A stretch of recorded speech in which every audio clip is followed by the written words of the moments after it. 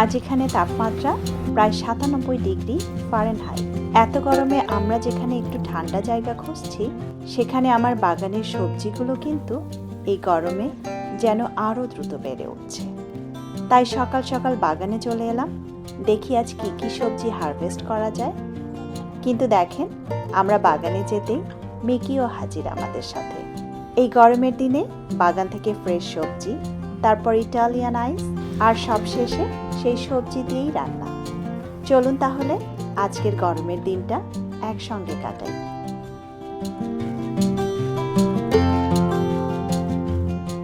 কেমন আছেন সবাই? আশা করি যে যেখান থেকেই আমার আজকের এই এপিসোডটি দেখছেন, সবাই অনেক ভালো এবং সুস্থ আছেন। আমি নাহিদ, ইউএসএ বাংলাদেশি লাইফস্টাইল থেকে আপনাদের সবাইকে স্বাগত জানিয়ে শুরু করছি নতুন আরও একটি এপিসোড।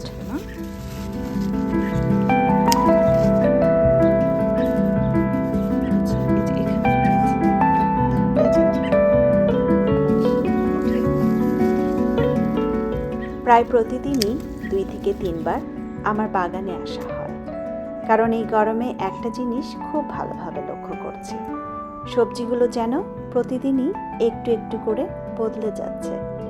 কিছু সবজি খুব দ্রুত বড় হচ্ছে, আবার কিছু সবজি এই অতিরিক্ত গরমে পেকে নষ্ট হয়ে যাচ্ছে। তাই এখন নিয়মিত বাগানে এসে দেখে নিতে হয় কোন সবজিটা হারভেস্ট করার সময় হয়েছে।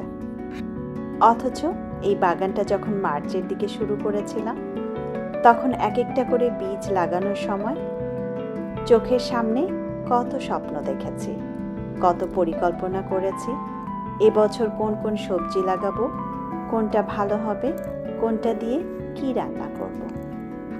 হয়তো শেষ পর্যন্ত বাগানের সব শাকসবজি আমরা খেয়েও শেষ করতে পারি না, কিন্তু বাগান ভরা এই সবুজ গাছপালা আর তার মাঝে রং বেরঙের সবজিগুলো, এসব দেখলেই যেন চোখ জুড়িয়ে যায়। মনে হয় এই বাগানটাকে ঘিরেই যেন পুরো সামারটা একটু অন্যরকম আনন্দে কেটে যায়।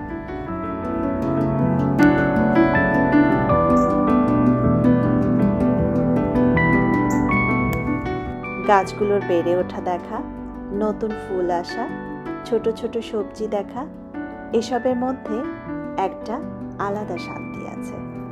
তবে এত সবুজ, এত সুন্দর গাছপালা দেখে মনের ভেতর কোথাও একটা কষ্টও কাজ করে, কারণ মনে হয় এই তো আর মাত্র কয়েকটা দিন, তারপর এক সময় এই গাছগুলো শুকিয়ে যাবে, বাগানটা ধীরে ধীরে ফাঁকা হয়ে যাবে। আসলে এখন সবচেয়ে বেশি কষ্ট দেয় এই চিন্তাটাই। বেড়ে উঠতে দেখা খুব ভালো লাগে, কিন্তু সেই বেড়ে ওঠার শেষটা দেখতে একদম ভালো লাগে না। হয়তো এটাই গার্ডেনিংয়ের সবচেয়ে সুন্দর, আবার সবচেয়ে কষ্টের দিক। আমরা জানি একটা সিজন একদিন শেষ হয়ে যাবে, তবুও প্রতি বছর নতুন করে বীজ লাগাই, নতুন করে স্বপ্ন দেখি। বেশ অনেকগুলো সবজি তুলে নিলাম আজ। আরও কিছু সবজি আছে, সেগুলো পরে আবার বাগানে এসে দেখে দেখে তুলে নেব।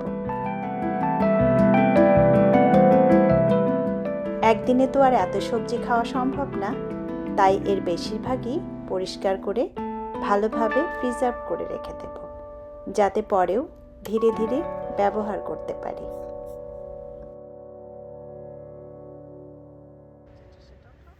এখন প্রায় প্রতিদিনই সকালে বাগান থেকে একটা করে আপেল পেড়ে খাই।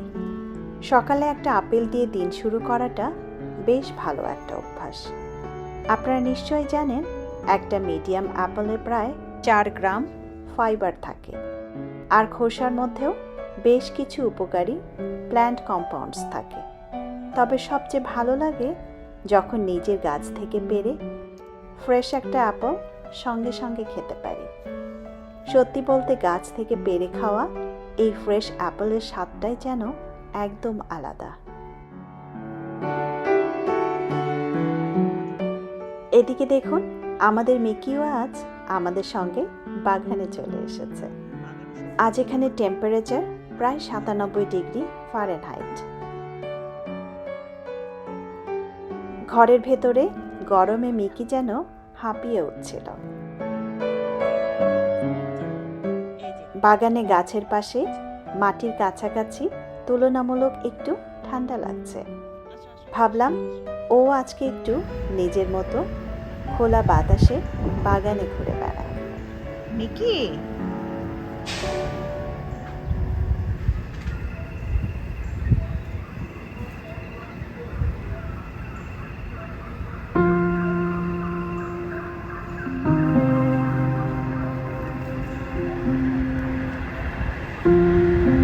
মিকি, মিকি, মিকি, এই যে এই যে এই যে আসো,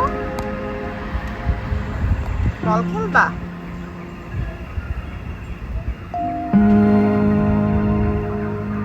মিকি, বল খেলবা? মজা, বল খেলো। মিকি বাগানে আর একটু ঘোরাঘুরি করুক, একটু খোলা বাতাসে সময় কাটায়। আর এদিকে আমরা সবজিগুলো নিয়ে বাসায় চলে এলাম। এই যে এখন কাঁচা কুমড়োটা কেটে নেব। এই কুমড়ো আর ডাঁটা দিয়ে আজ চিংড়ি রান্না করব। ডাঁটাগুলো অবশ্য কয়েকদিন আগে তুলে ভালোভাবে বেছে পরিষ্কার করে রেখেছিলাম। আসলে এভাবেই আমাকে সপ্তাহের কাজগুলো ভাগ করে নিতে হয়। একদিন বাগান থেকে সবজি তুলি, পরের দিন সময় সুযোগ হলে সেগুলো বেছে পরিষ্কার করে রাখি। একদিনে তো আর সব কাজ শেষ করে ওঠা সম্ভব হয় না, তাই একটু একটু করে এভাবেই কাজ এগিয়ে নিই। এখানে আমি করলা আর আলুগুলোকে কেটে নিলাম। চিংড়ি দিয়ে এগুলোকেও ভেজে নেব।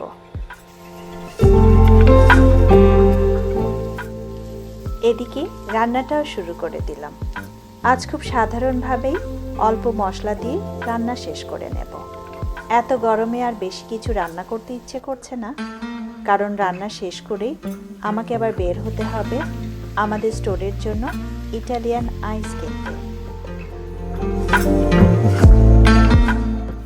ছোটবেলায় স্কুলে যেমন কাঠি ধরে আইসক্রিম খেতাম, ইটালিয়ান আইসের এই ঠান্ডা ঠান্ডা মিষ্টি স্বাদটাও আমার কাছে অনেকটাই সেই ছোটবেলার দিনের কথাই মনে করিয়ে দেয়। আর এখানেও দেখেছি গরমের দিনে বাচ্চারা ইটালিয়ান আইস খেতে খুব পছন্দ করে। তবে যে শুধু ছোটরাই খেতে পছন্দ করে তা কিন্তু না, বড়রাও পছন্দ করে। আমি নিজেও ভীষণ পছন্দ করি এই ইটালিয়ান আইস খেতে। এই যে আমি চলে এসেছি রিসিসের রিটেল স্টোরে। এখান থেকে ইটালিয়ান আইস, স্লাশি আর বিভিন্ন ধরনের ফ্রোজেন ট্রিটস বিভিন্ন স্টোরে সাপ্লাই করা হয়। রিসিসের একটা মজার বিষয় হলো তারা বোস্টন এরিয়াতে 1956 সাল থেকে ইটালিয়ান আইস তৈরি করে আসছে। আর এত বছর পরেও তাদের ইটালিয়ান আইস ব্যাচ করে তৈরি করার সেই পুরনো ট্র্যাডিশন ধরে রেখেছে।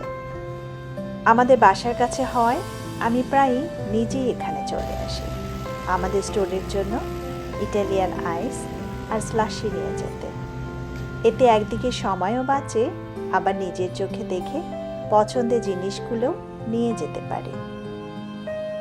এই যে দেখতে পাচ্ছেন বড় বড় ট্রাকগুলোতে ইটালিয়ান আইস আর স্লাশি নিয়ে যাওয়া হচ্ছে বোস্টন এরিয়ার বিভিন্ন স্টোরে ডেলিভারি দেওয়ার জন্য। এই প্রচণ্ড গরমে শুধু আমাদের মতো ইমিগ্র্যান্ট কমিউনিটি নয়, আমেরিকানদের কাছেও এই ধরনের ঠান্ডা ট্রিটস বেশ জনপ্রিয়। আর এই রিসিসের ইটালিয়ান আইস আর স্লাশি এখানকার সামারের খুব পরিচিত একটা ট্রিট।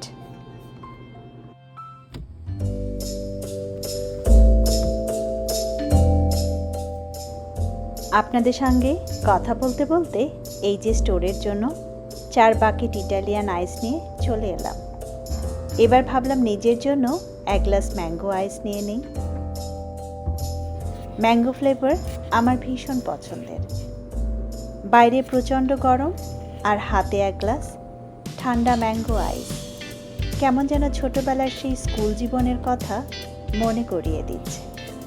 তখন স্কুল ছুটির পর ঠান্ডা আইসক্রিম খাওয়ার যে আনন্দ ছিল, আজও যেন সেই স্বাদ আর অনুভূতিটা কোথাও রয়ে গেছে। এই সুন্দর ঠান্ডা মুহূর্তটা নিয়েই আজকের এপিসোড এখানেই শেষ করছি। কথা হবে আবার নতুন কোনো গল্প নিয়ে। সেই পর্যন্ত সবাই ভালো থাকবেন, সুস্থ থাকবেন আর নিজের যত্ন নেবেন। শুভরাত্রি।